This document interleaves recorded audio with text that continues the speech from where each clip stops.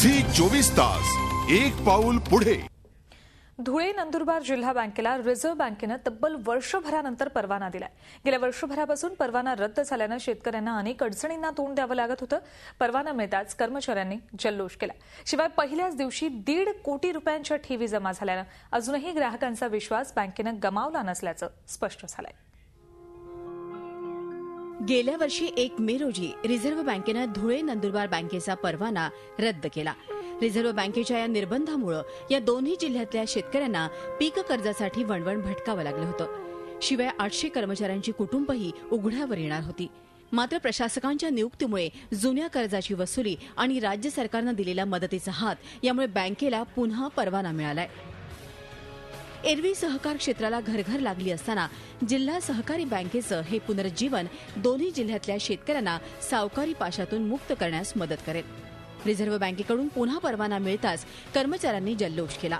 बँकेवर आकर्षक रोषणाई करत त्यांनी आनंद व्यक्त केला। 3/2012ला 1200 कोटीचं डिपॉझिट असलेली आपली बँक आजपर्यंत जवळजवळ 650 कोटीच्या डिपॉझिट फक्त आपल्याकडे राहिलेल्या आहेत। आता आनंदाची एक बातमी एवढीच आहे की डिपॉझिट्स गोळा करण्यासाठी आपल्याला आरबीआयने परवानगी दिली आहे। सगळ्या प्रकारचे आर्थिक निर्बंध जे आहेत ते उठलेले आहेत आणि रिझर्व्ह बँकिंग व्यवसाय करण्यासाठीचा परवाना आपल्याला प्राप्त झालेला आहे।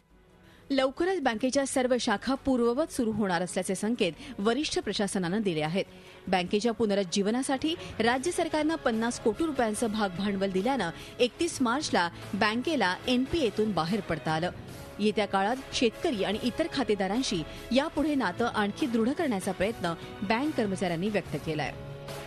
56 वर्षापासून सर्व कर्मचारी धुळे नंदुरबार जिल्ह्यामध्ये सहकारी बँक सर्व कर्मचाऱ्यांच्या याच्यामध्ये आनंदाचं वातावरण आहे। आज आमची म्हणजे बँक डब घ्यायला गेलेली होती तर ते रिझर्व्ह बँक ऑफ इंडियाने आमचं पुनरुज्जीवन केलेलं आहे। त्याच्यामुळे आता आम्ही एकदम जोमाने याच्या बँकेच्या कामाला लागणार आहोत। ऐन दुष्काळाच्या पार्श्वभूमीवर खरीप हंगामासाठी या दोन्ही जिल्ह्यातल्या शेतकऱ्यांना आता जिल्हा बँकेतून पीक कर्ज मिळणार आहे।